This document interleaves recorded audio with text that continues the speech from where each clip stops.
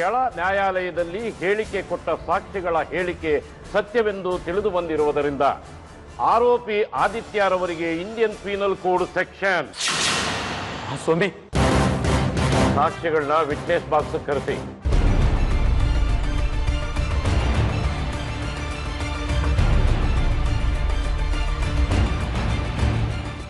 ಈ ಮೊಕದ್ದಮೆಗೆ ಸಂಬಂಧಪಟ್ಟ ಸಾಕ್ಷ್ಯಗಳ ಹೇಳಿಕೆ ಮತ್ತು ವಾದ ವಿವಾದಗಳನ್ನು ನ್ಯಾಯಾಲಯ ಆಲಿಸಿದ್ದು, ಹಾಗೆಯೇ ಈ ಮೊಕದ್ದಮೆಯ ತೀರ್ಪನ್ನು ಇದೇ ತಿಂಗಳು 17ನೇ ತಾರೀಕಿಗೆ ಕಾಯ್ದಿರಿಸಲಾಗಿದೆ.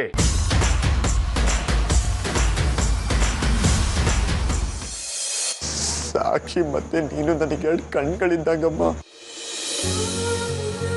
ಇವಾಗ ಆಲ್ರೆಡಿ ನಾ ಒಂದು ಕಣ್ ಕಳ್ಕೊಂಡಿರೋ ಕುಳ್ಬಿಡ, ಅದ್ರಲ್ಲಿ ಇನ್ನೊಂದು ಕಣ್ ಕಳ್ಕೊಳಕ್ ನನಗೆ ಇಷ್ಟ ಇಲ್ಲ ಅಮ್ಮ. ನಿನಗೆ ಅದೆಷ್ಟೋ ನನ್ನ ಮೇಲೆ ಪ್ರೀತಿ, ಸಾಕ್ಷಿನ ನೀನೇ ಸಾಯಿಸ್ತಿ ಅಂತೇಳಿ ನಾನು ನಿನ್ನ ಮೇಲೆ ಅನುಮಾನ ಪಟ್ಬಿಟ್ಟೆ ಕಣೋ.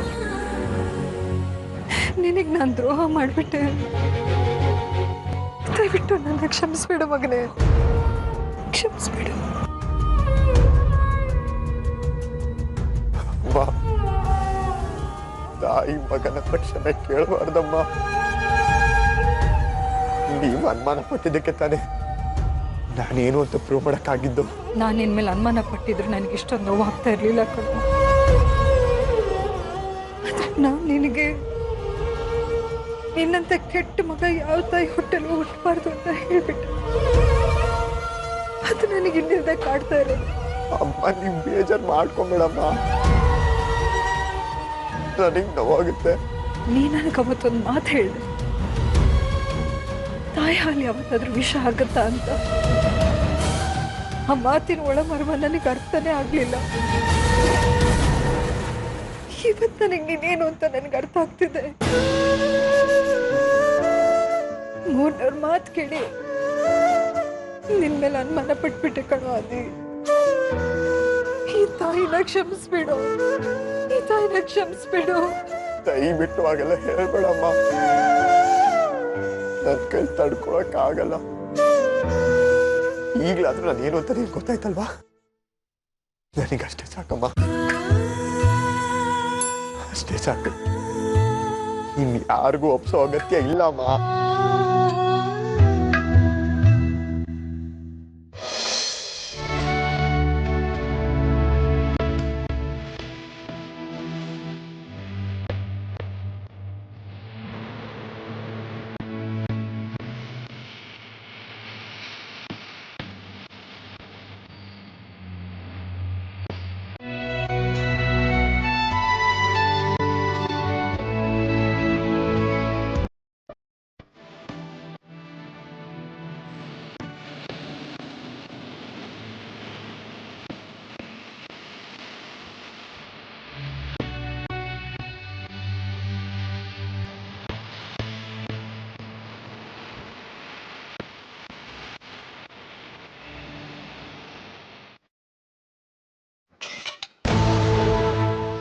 ನನ್ನ ಮಕ್ಕಳು ನನಗೆ ಉಲ್ಟಾ ಹೊರಡ್ಬಿಟ್ರು. ಅನ್ಕೊಂಡಿದ್ದೆ ಒಂದು, ಆಗಿದ್ದೆ ಒಂದು. ಆ ಲೋಫರ್ ಆದಿಗೆ ಹೆದರ್ಕೊಂಡು ಈ ನನ್ನ ಮಕ್ಕಳು ನನ್ನ ನಡು ನೀರಲ್ಲಿ ಕೈ ಬಿಟ್ಬಿಟ್ರು.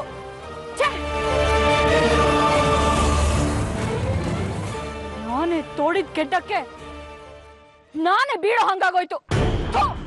ಅಕ್ಕ, ನೀವು ಈಗಲೂ ಅಂತ ಹೇಳಿ ಅಕ್ಕ, ಅವರೆಲ್ಲ ಇದ್ರು ಹುಡುಕಿ ಸಾಯಿಸಿ ಬರ್ತೀವಿ.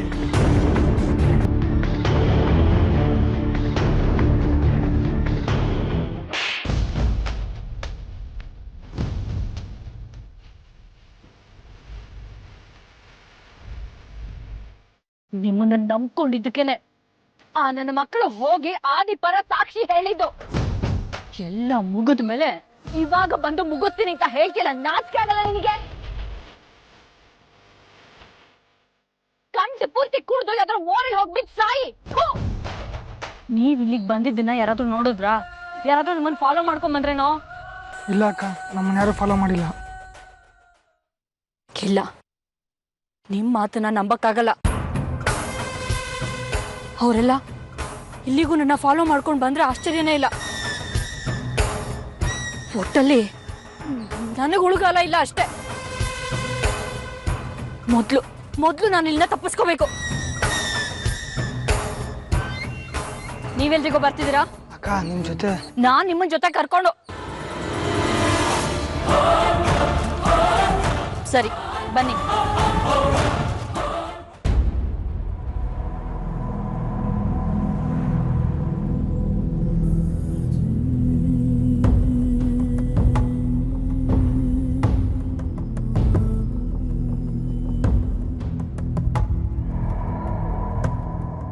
ಅಮ್ಮ ನನ್ ಯಾರು ನಮ್ದೇ ಇದ್ರು ಪರವಾಗಿಲ್ಲ ಅಮ್ಮ. ನೀನೊಬ್ಳು ನನ್ನ ಅಪರಾಧಿ ಅಲ್ಲ ಅಂತ ಹೇಳಮ್ಮ. ನಿರಪರಾಧಿ ಅಂತ ಸಾಬೀತು ಮಾಡೋದಕ್ಕೋಸ್ಕರ ಯಾರನ್ನು ಹೆದರಿಸೋದು ಬೆದರಿಸೋದು ಅಲ್ಲ, ನ್ಯಾಯವಾದ ರೀತಿನಲ್ಲಿ ಪ್ರೂವ್ ಮಾಡಬೇಕು. ಆಗ್ಲೇ ಕಳಿಸೋದು. ಯಾರು ಏನೇ ಪ್ರೂವ್ ಮಾಡಿದ್ರು ಅಥವಾ ಯಾರ ಮನೆಯಿಂದ ಕಳ್ಸಿನಿ ಅಂದ್ರೂ ನಾನ್ ಮಾತ್ರ ನಿಮ್ಮನ್ನ ಕಳ್ಸಲ್ಲ. ಯಾರೇ ಬಂದ್ರು ಸರಿ, ನಾನ್ ಮಾತ್ರ ನಿಮ್ಮನ್ನ ಬೇರೆಯವ್ರ ಜೊತೆ ಕಳ್ಸ್ಕೊಡಲ್ಲ ಅಷ್ಟೇ.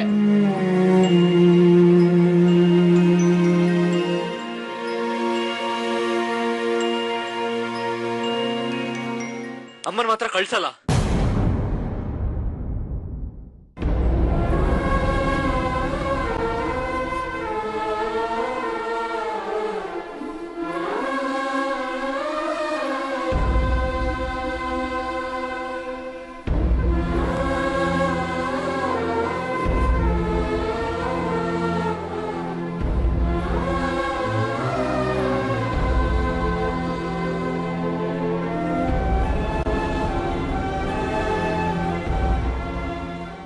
ಶಕು ಶಕು ಶಕು ಶಕು ನಾನ್ ಗೆದ್ದೆ ಶಕು, ನಾನ್ ಗೆದ್ದೆ. ಇನ್ ಮುಂದೆ ನನ್ ಮುಂದೆ ಯಾವ ಕಳಂಕನೂ ಇರಲ್ಲ. ಏನೋ ಹೇಳ್ತಿದ್ಯಾ ನೀನು? ಹೌದು ಶಕು, ಕೇಸ್ ನನ್ ಕಡೆ ಆಯ್ತು. ನನ್ನ ನಿರಪರಾಧಿಯಿಂದ ಆಲ್ಮೋಸ್ಟ್ ಪ್ರೂವ್ ಆಗಿದೆ. ಇನ್ ಜಡ್ಜ್ಮೆಂಟ್ ಕೊಡೋದೊಂದೇ ಬಾಕಿ. ಡ್ಯಾಡ್ ಡ್ಯಾಡ್ ನಾವ್ ಅನ್ಕೊಂಡಂಗೆ ಆಯ್ತು ಡ್ಯಾಡ್. ಜಡ್ಜು ಸಾಕ್ಷಿಗಳನ್ನೆಲ್ಲ ಕೇಳ್ಮೇಲೆ ಅರ್ಪಿತಾ ಮತ್ತೆ ವಿಶಾಲಾಕ್ಷಿನ ಅರೆಸ್ಟ್ ಮಾಡಕ್ಕೂ ಹೇಳಿದ್ದಾರೆ. ಇನ್ ಮುಂದೆ I am a free bird dad. ನೀನಿನ್ನೂ ಫ್ರೀ ಬರ್ಡ್ ಅಲ್ಲ ಅದಿ. ಜಡ್ಜ್ಮೆಂಟ್ ಬಾಕಿ ಇದೆ. ಅಷ್ಟರಲ್ಲಿ ಏನು ಬೇಕಾದ್ರೂ ಆಗ್ಬೋದು. ನೀನು ಎಚ್ಚರಿಕೆಯಿಂದ ಇರಬೇಕು. ನೀವ್ ಹೇಳೋದು ನಿಜಾನೇ ಡ್ಯಾಡ್. ಆದ್ರೆ ಸಾಕ್ಷಿ ಹೇಳಿದವ್ರಿಗೆ ನನಗ ದೇವ್ರಿದ್ದಾಗೆ. ಅವ್ರನ್ನ ಕಾಪಾಡ್ತೀನಿ ಅಂತ ನಾನು ಮಾತು ಕೊಟ್ಟಿದ್ದೀನಿ. ಯಾವುದೇ ಕಾರಣಕ್ಕೂ ಅವ್ರ ಹೇಳಿಕೆನ ಚೇಂಜ್ ಮಾಡಕ್ ಸಾಧ್ಯನೇ ಇಲ್ಲ.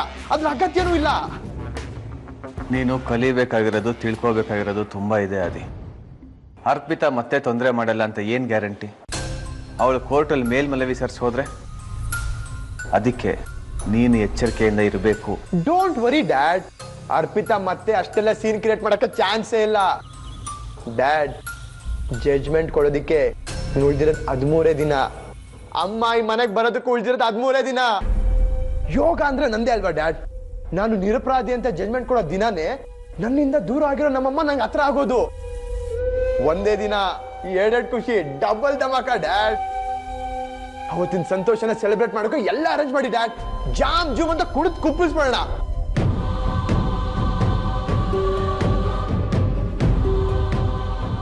ನಿನಗೆ ಹೇಗಿಷ್ಟನೋ ಹಾಗೆ ಅರೇಂಜ್ ಮಾಡ್ಕೊ. ನಾನು ಯಾವುದಕ್ಕೂ ಅಡ್ಡಿ ಮಾಡಲ್ಲ. ನನಗೆ ನಿನ್ನ ಸಂತೋಷನೇ ಮುಖ್ಯ. Thank you dad, thank you so much. Oh, ಒಂದು ಮರ್ತೆ ಬಿಟ್ಟಿದ್ದೆ.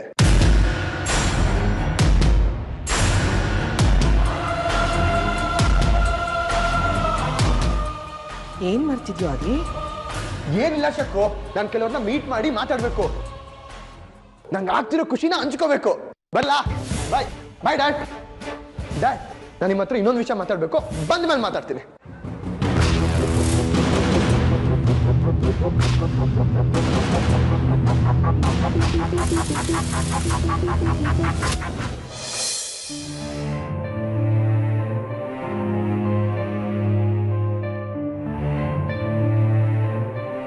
ಇವತ್ತು ಕೋರ್ಟ್ನಲ್ಲಿ ಎಲ್ಲ ಸಾಕ್ಷಿಗಳು ಆದಿತ್ಯನ ಪರವಾಗಿ ಹೇಳಿಕೆ ಕೊಟ್ಟಿದ್ದು. ಅದು ಯಾವುದೇ ಭಯ ಇಲ್ಲದೆ. ಅಂದ್ರೆ ಅಲ್ಲಿಗೊಂದು ಸರಿಯಾದ ದಾರಿಲೇ ಸಾಬೀತು ಮಾಡಿದಾನಂತಾಯ್ತು. ಸದ್ಯದಲ್ಲಿ ಕೋರ್ಟ್ ಜಡ್ಜ್ಮೆಂಟ್ ಕೂಡ ಆದಿ ನಿರಪರಾಧಿ ಅಂತಾನೆ ಬರ್ಬೋದು. ಬರ್ಬೋದು. ಅದಕ್ಕೇನೀಗ? ನಾನು ಈಗ ಅದನ್ನೇ ಕೇಳ್ತಾ ಇರೋದು. ನಾನೇನ್ ಮಾಡ್ಲಿ? ಅಂದ್ರೆ ಎಲ್ಲಿರ್ಬೇಕು ಅಂತ ನನ್ನನ್ನು ಕೇಳಿದ್ರೆ? ನೀವೇ ತಾನೇ ಹೇಳಿದ್ದು ನ್ಯಾಯವಾದ ರೀತಿಯಲ್ಲಿ ನಿರಪರಾಧಿ ಅಂತ ಪ್ರೂವ್ ಮಾಡು, ನಿನ್ ಜೊತೆ ಕಳಿಸ್ತೀನಿ ಅಂತ ಹೇಳಿ. ಏನ್ ನಿಮ್ ನಿರ್ಧಾರ? ಅವತ್ತು ಪೌರುಷದಿಂದ ಮಾತಾಡಿ ಇವತ್ತು ಸುಮ್ಮನೆ ನಿಂತ್ಬಿಟ್ರೆ ಈಗೇನು ನಿಮಗೆ ಹೋಗ್ಬೇಕು ಅಂತ ಅನಿಸ್ತಾ ಇದೆಯಾ?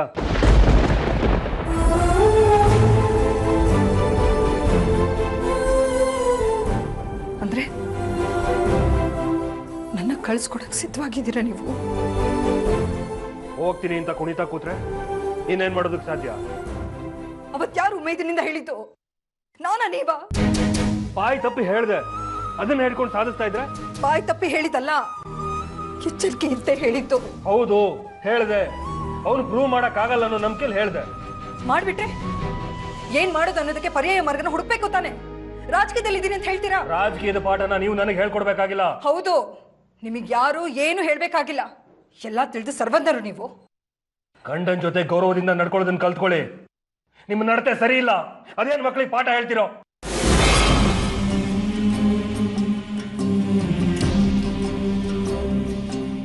ಏನಂದ್ರೆ ನನ್ ನಡತೆ ಸರಿ ಇಲ್ವಾ? ಸರಿ ಇಲ್ಲ ಇಲ್ಲ ನೀವಂದ್ರಿ. ಮಾತಾಡೋ ರೀತಿ ನಿಮ್ಮ ಮನ್ಸಲ್ಲಿ ನನ್ನ ಬಗ್ಗೆ ಕೇಳಿ ಭಾವನೆ ಇದೆ. ಮುಟ್ಬೇಡಿ, ನೀವು ನನ್ನ ಮುಟ್ಬೇಡಿ. ನಾನು ಮಾತಾಡೋದನ್ನ ಕೇಳಿಸ್ಕೊಳ್ಳಿ ಆರ್ತಿವ್ರೆ. ಆರ್ತಿ ಅಂತ ಕರಿಬೇಡಿ. ಇನ್ನೇನಂತ ಕರಿಬೇಕು? ಹೇಳಿದ್ರಲ್ಲ ನಡತೆ ಕೆಟ್ಟೋಳು ಅಂತ. ಗಂಡನ ಜೊತೆ ಗೌರವದಿಂದ ನಡ್ಕೊಳ್ಬೇಕಂತೆ, ಹೆಂಡತಿ ಜೊತೆ ಹೇಗೆ ನಡ್ಕೊಳ್ಬೇಕು ಅಂತ ಗೊತ್ತಿಲ್ಲ. ನಡತೆ ಕೆಟ್ಟೋಳು ಅಂತೆ.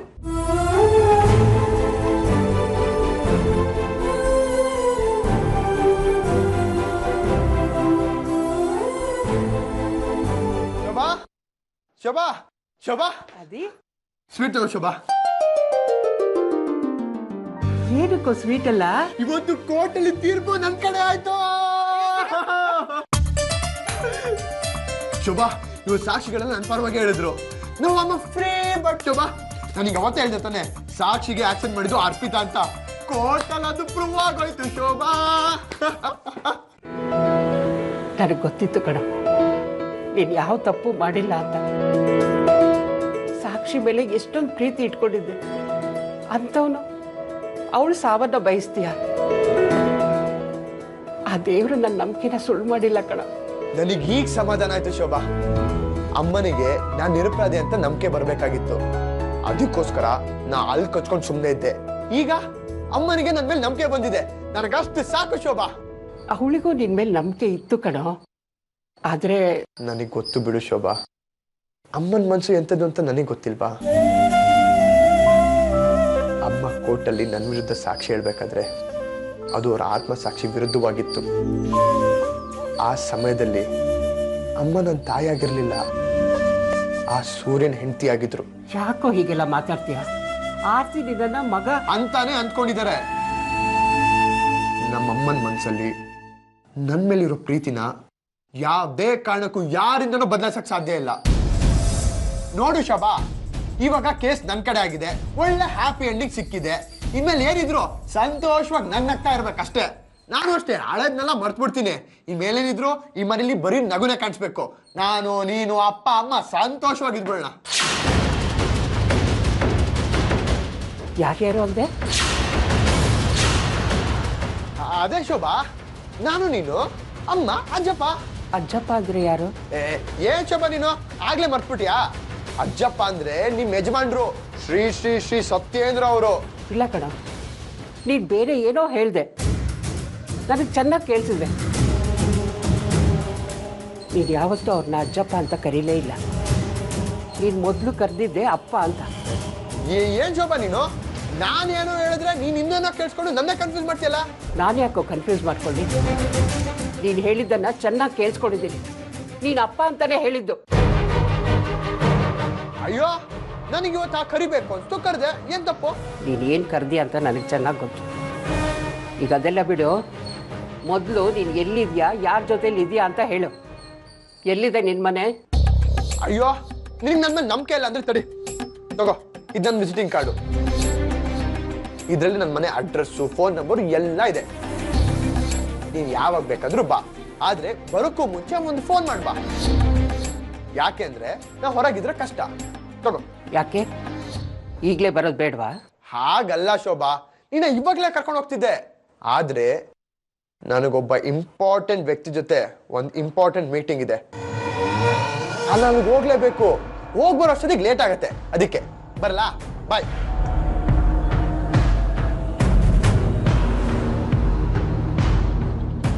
ನಾನು ಹೇಳಿರೋ ಡೀಟೇಲ್ಸ್ ಕಲೆಕ್ಟ್ ಮಾಡಿದ್ದೀರಾ? ಎಸ್ ಸರ್, ಎಲ್ಲ ಡೀಟೇಲ್ಸ್ ಕಲೆಕ್ಟ್ ಮಾಡಿದ್ದೀನಿ. ಎಲ್ಲ ಇದರಲ್ಲಿದೆ ಸರ್.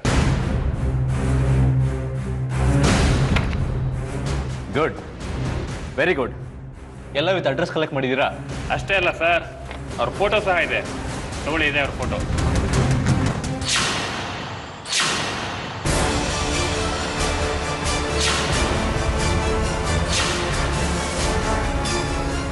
ಇಷ್ಟೇ ಅಲ್ಲ ಸರ್, ಆದಿತ್ಯ ಅನ್ನೋರು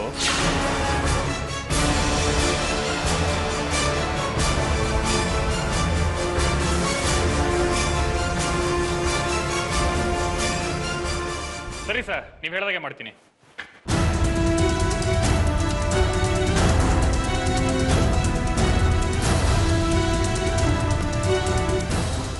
ಅದೇ ನೀನು ಎಲ್ಲಿದ್ಯಾ ಅಂತ ನನ್ನ ಕೈಲಿ ಕಂಡಿಡಿಯೋಕ್ಕಾಗಲ್ಲ ಅನ್ಕೊಂಡೆ ಅಲ್ವಾ? ಈಗ ತೋರಿಸ್ತೀನಿ ಕಣೋ ನಾನು ಏನು ಅಂತ.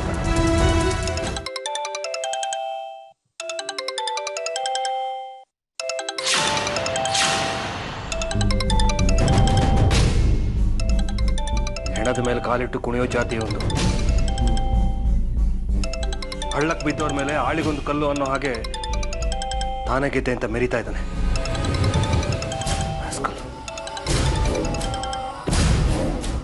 ಏನ್ ಸುರೇಶ್ ಸಾಹೇಬ್ರೆ, ಏನ್ ಮಾಡ್ತಾ ಇದೀರಾ? ಬಿಸಿ ಇದ್ದೀರಾ ಹೇಗೆ? ಅದೆಲ್ಲ ನಿನ್ಗೆ ಯಾಕೋ? ಫೋನಲ್ಲೇ ಹೇಳಿದ್ರೆ ಏನ್ ಚೆನ್ನಾಗಿರುತ್ತೆ ಹೇಳಿ?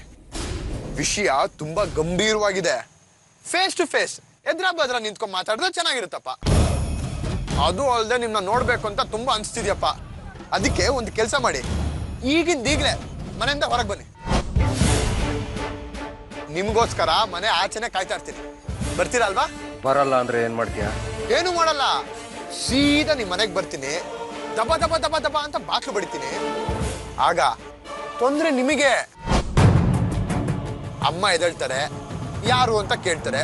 ಸುಮ್ಮನೆ ಸೀನ್ ಕ್ರಿಯೇಟ್ ಆಗತ್ತೆ. ಬೇಕಾ ಇದಲ್ಲ?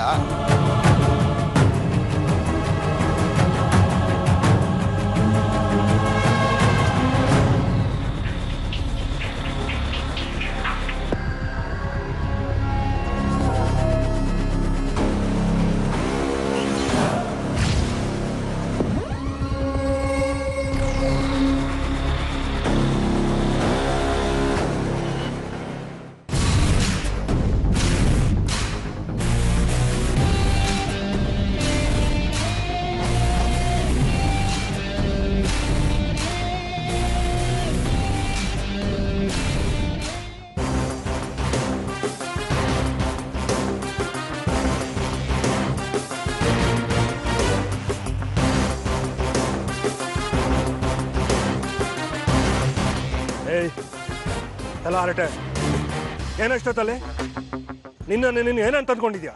ಏನೋ ಹೋಗ್ಲಿ ಅಂತ ಸುಮ್ಮನೆ ಇದ್ರೆ ಇಷ್ಟ ಬಂದಂಗೆ ಆಡ್ತಿದ್ಯಾ? ಯಾಕೆ ಬಂದ ಇಷ್ಟೊತ್ತಲ್ಲಿ? Cool down. ಸ್ವಲ್ಪ ಸಮಾಧಾನವಾಗಿರಿ. ಈ ವಯಸ್ಸಲ್ಲಿ ಇಷ್ಟೊಂದು ಕೋಪ ಒಳ್ಳೇದಲ್ಲ. ನೋಡೋ, ನಿನ್ನಿಂದ ನಾನು ಕಲಿಬೇಕಾಗಿಲ್ಲ. ಯಾಕೆ ಬಂದೆ ಅದನ್ನ ಹೇಳು. ಹೇಳೋದಿಕ್ಕೆ ಬಂದಿರೋದು ಸರ್.